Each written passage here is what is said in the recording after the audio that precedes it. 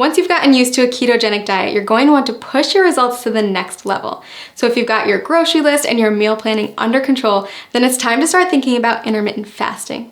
And okay, before you press pause at the dreaded fasting word, hear me out. Intermittent fasting, also known as IF, is one of today's hottest topics in the diet and wellness communities. And for good reason. If you do it correctly, IF can be an insanely powerful tool for accelerating fat loss and breaking through frustrating weight loss plateaus. Now, it's not essential that you commit to IF while on keto. If the idea of it makes you want to throw your keto diet out the window, then it isn't for you.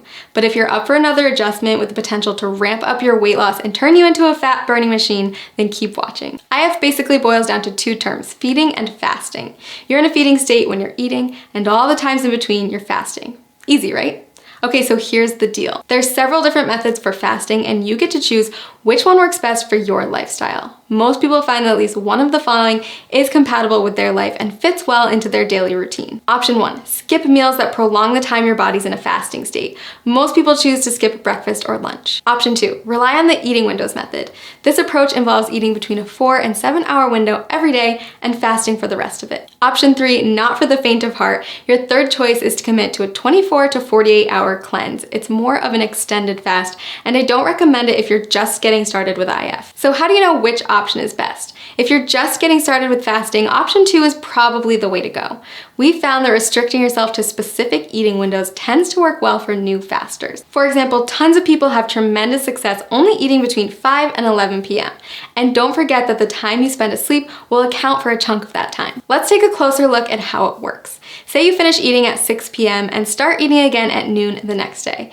That means you fasted for 18 hours and eaten for 6. In other words, you've achieved an 18-6 window. If you finish eating as early as 5 p.m. and don't eat again until noon the next day, then you've fasted for 19 hours and eaten for 5, or you've achieved a 19-5 window. You don't have to adhere to IF every day. You can try it out once a week at first, listen to your body, and then add in more IF days over time. So why does IF work anyway? The first and simplest reason is that our bodies can only take in so much food at a time. If you're someone who struggles with overeating or snacking out of boredom, IF can help to drastically cut those extra calories and keep you within your limits for weight loss. When your body's in a fasting state, it will begin to break down stored fat to use as energy. So if you're following a ketogenic diet, your body is already mimicking a fasting state since it's relying on fat, not glucose, as its main source of fuel. Just make sure that you're still hitting your daily macros and getting enough fat when you're in your eating window. If this sounds overwhelming, don't worry. We've got a tool that builds intermittent fasting into a keto diet regimen customized for your needs and goals. Click the link below this video to discover your personalized plan. And keep in mind that the benefits of IF go far beyond weight loss. After all, there's a reason why every wellness community is talking about it and why thousands of today's top performers have made it a part of their daily routine. People who practice fasting on a regular basis reap tremendous health benefits in many areas, not just by turning their bodies into maximum fat-burning machines. Nobel Prize winner Yoshinari Asumi discovered that fasting can trigger autophagy, which is essentially a deep cleaning process for your cells. Autophagy helps to stop the aging process, reverse disease, and prevent cancer. It's basically the body's way of cleaning out cells by recycling non-essential components like damaged proteins and getting rid of invading microorganisms and toxic compounds. Like most complex mechanisms, your body needs a break from feeding, so it can focus on performing these other functions instead. Not only does fasting trigger autophagy, it also increases the number of ketones in your bloodstream more than a keto diet alone will do.